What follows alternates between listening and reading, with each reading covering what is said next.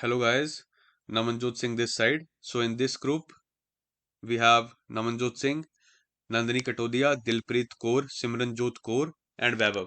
So let's start with the topic of today.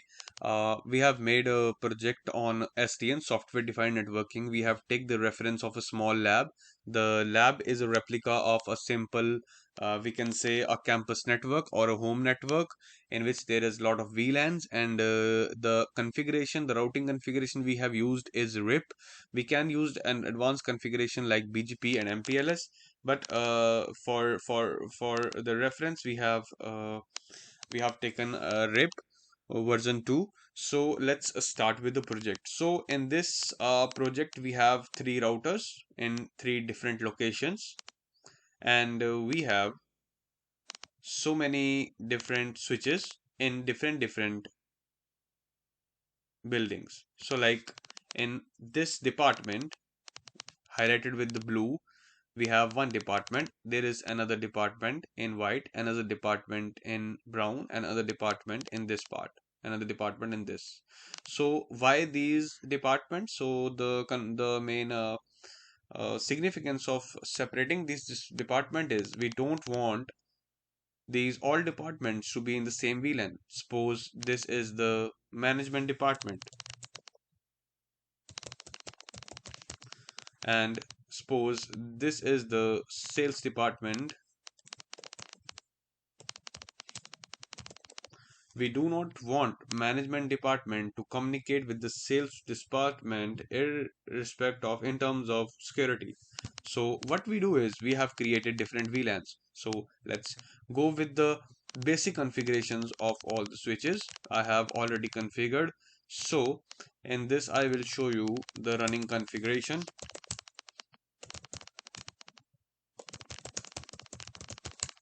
Okay, so this is the running configuration of one switch.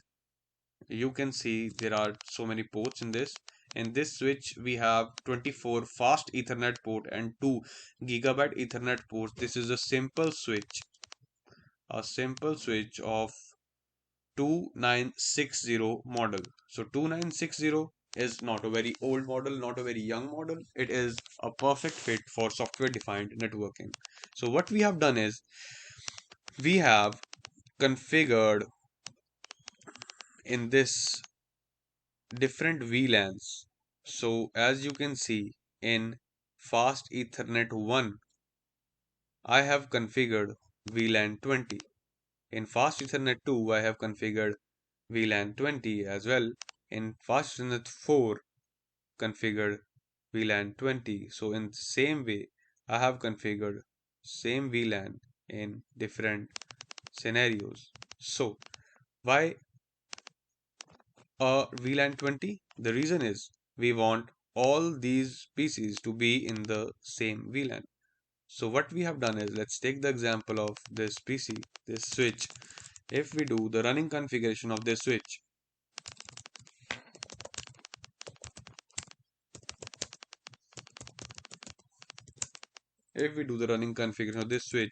we can see these are in VLAN 50.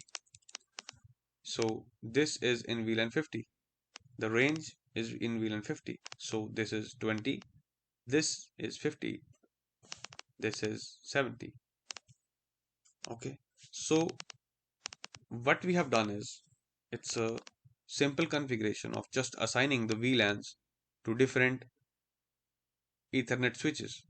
We have now, if a PC, if we take an example of a PC, if we take example of PC here, and if we connect PC to any one of these switches and to any one port, let's say if I connect this to this would be Ethernet. You can see this would be Ethernet F504, right? So 504, see. So Ethernet 504 for switch 1 would be, if I go here, for switch 1, it would be VLAN 20. So this PC by default is in VLAN 20 because this whole office is in VLAN 20. So these offices are in different locations. So we have, for software defined networking, this is an important part. of software defined networking. So what we have done is we have simply see this. Okay, so like this one we have put in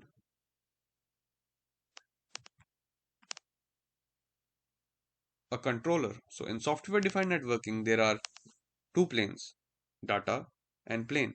So what we have done is we have taken a controller so that with this controller we can control all this network. This is the definition of software defined networking, when you can sit remotely and control from your laptop the whole network. Yes, there is a security issue if we compare this with other configurations, but this is much more easier to implement and network expansion friendly. If you want to improve the network, if you want to change the configuration, you don't need to go to all the routers and all the switches to change the VLAN. You can just sit here in this office in this VLAN and you can with this PC change the configuration of whole every network component. Moreover, you can also see the statistics of network. Seeing the statistics of network is very important. Why? We will see when moving further ahead. Okay, so as we talked, this is 20, 50, 70 and 90 and 100 VLANs. So here we have layer 3 switches. There are two types of switches, layer 2 and layer 3. In fact, we have layer 1 switches also, but we don't say them switches, we say them hubs. So like in this switch, this is a layer 3 switch. So in this switch, if I go and show the configuration of this switch,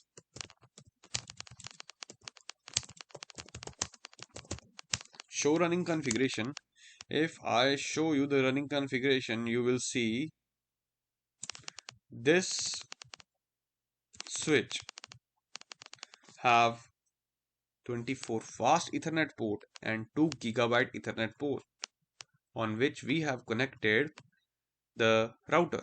So you can see these interfaces of switches 1, 2, 3, 4 which have been connected to different switches are in different VLANs. So if and one more thing, interface 09, this interface which is a connection between three layered switch and a router is encapsulated and it's a trunk. So if we are communicating from layer 3 switch to a switch, we do not need a trunk, it's just a single cable you need. But if we need a switch communicating with the router, we need a trunk. There are so many types of trunk. We have encapsulated the trunk to make the communication secure. In fact, in this scenario also, between this router and this switch, there is a trunk, as you can see as well in this. If we go to this switch and we hit the command, I have already done all the configuration. So if I do this, you can see at port 1 that is connected to the router that is encapsulated and made as a trunk. So we need a trunk if we are communicating with router and we make this whole network configuration to work on. So now let's move ahead and talk about the router part. So this router part, if we say, if we enable this, if we say and show you the configuration, if I show you the configuration, there are a lot of things I have done with this router. So let's move slowly ahead and then we will talk about the significance of software defined networking in such a complex network. So let's move ahead. In this router, let's go to the interface part first. In the interfaces, I have assigned no IP address, as you can see on the single interface, that is Gigabyte Ethernet 0.0. I have not assigned any IP. This is this interface. Rather, on these interfaces connecting to different routers, I do have assigned different IP addresses of the same subnet, but not to communicate with this access level network. This network which is separated between layer 2 and layer 3 is known as access level network. This access level network, okay, and then if I go ahead and show you the configuration, you can see I have created this, that is logical interfaces. In short, if I say I have splitted one interface into so many interfaces, this thing also saves the network configuration. You do not need 100 wires for 100 switches. You just need one wire connecting to a switch and then that third layer switch connecting to the different switches. But all you have to do is you have to split that one interface into so many interfaces. So in this case, I have split into 10, 20, 30, 40, 50, 60, 70, 80. I have created 8 logical interfaces from one interface and I have assigned them the IP. The IP, what is this IP? This IP is of different VLANs. This is for VLAN 1, VLAN 10, 20, 30, 40, 50. So moving ahead, if I go, you can see the IP addresses of serial interfaces. What are the serial interfaces here? Serial interfaces here are the two interfaces I have connected to these two routers in the different buildings. Okay, then moving ahead, you can see I have configured RIP. RIP is a simple network configuration, network commands, and network protocol, router initiation protocol, RIP. There are so many types of RIP, but I have used version 2 because it is easy to implement and easy to maintain. I can use BGP, MPLS, and other fancy configurations, but the main focus of this assignment is on software defined networking, not the protocols. So here I have used RIP version 2, and in RIP version 2 we have to define static networks. So I have assigned static networks here, 10, 6, 7, 8. And what is this 1, 2, 3, 4, 5, 7, 8? Again, this is the same thing we have assigned here to the different VLAN and different splitted interfaces of the router. Moving ahead, let's talk about what is the significance of software defined networking here. Okay, talking about these routers also, I have done the minor configuration. You can see like I just finished the configuration of this. So encapsulation.1q here. And one more thing, on this router I do not want every PC to give static IP. For example, if you are looking at this PC setting, there is no IP address here. So what I am doing is I am go to this PC, to the desktop, to the IP configuration, and if I go to the DHCP, you will see it have been assigned a DHCP IP address, that is 192.168.6.2. And from where I get this DHCP IP, I have created a DHCP pool in main router, and not just one pool.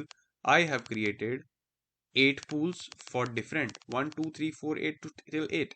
So like this was in network 2. Okay, so if I do the DHCP setting of, if I on the DHCP setting of the PC in VLAN 2, VLAN 20, it will get the DHCP IP from VLAN 20. DHCP works on the DORA process, that is discover, order, recovery, uh, and acknowledge. Discover, order, request, and acknowledge. So in this PC request the IP, and you have got a very good IP from the DHCP pool defined by me, that is from the network. So in this network there we can accumulate 255 IPs, right? Okay, slash 24.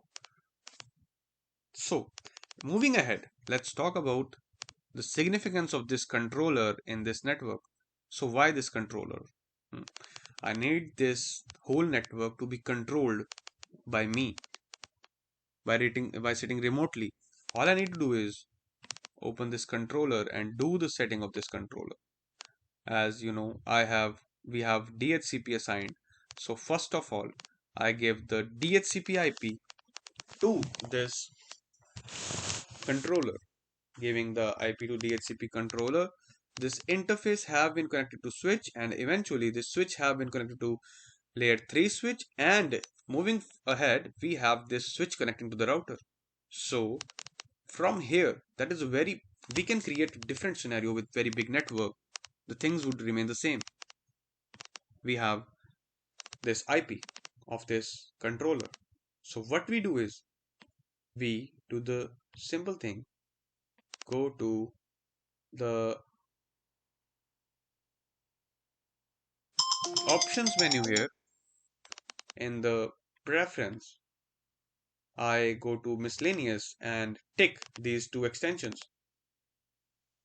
This is external network access. We can access the controller from external, right? So if I cut this and show you a little magic, what you can see is if I go here, I have already created the controller. So from this PC, which is in the same network, I can access the controller. Let's do it.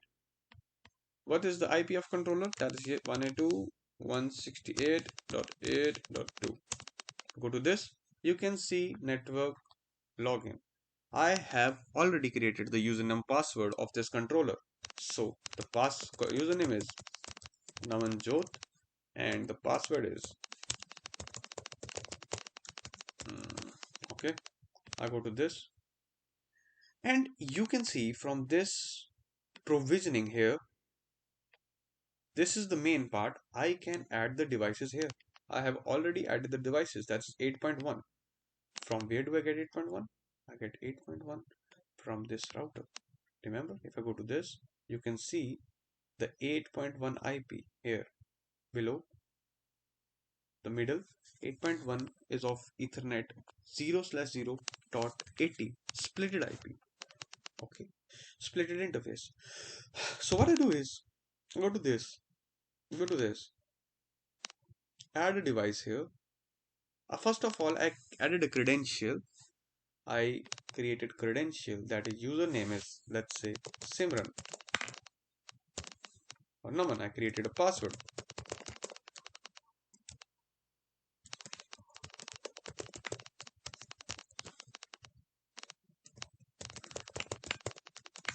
This is a management console. All software defined networking is about. So we have created two users, Nandini and Simran. So we will go to discovery part. Here I need to add the main routers. So let's say I have created the main router and I know the IP of that router, that is 192.168.8.1. Timeout is 1. I need to, this is the credential. The credential I will use for Simran for this one, this specific one. So I created add, there will be a regular check. What it do is it checks whether the router is accessible or not and all the other necessary stuff. So let's wait for it. And moving ahead, we will show you more about what software defined networking is and why we need it.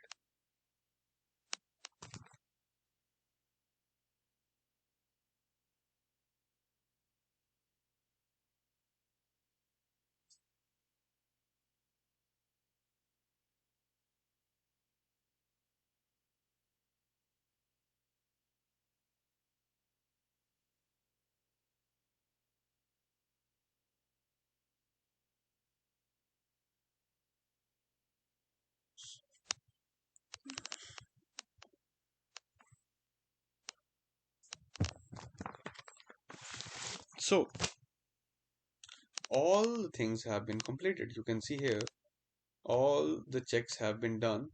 The device has been added here. If you go to network device, you can see the device had been added here. Okay, you can see the setting, you can see the device ID, you can see the MAC address of this router.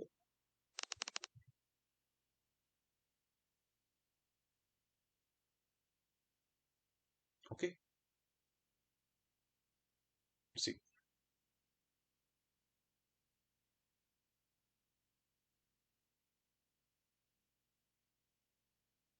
170 E170. You can see on this page of this router E170 of VLAN 1. That is the default VLAN. This is magic, right? So this IP has been added and all the other stuff is here. So let's cancel this because we have already know this. And moving ahead, let's show you what we do with the software defined networking device controller.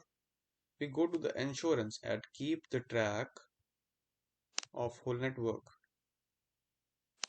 Here we have different hosts. We have 8.3 is that PC from where we have using 8 7.2 is the different PC we assigned IP to.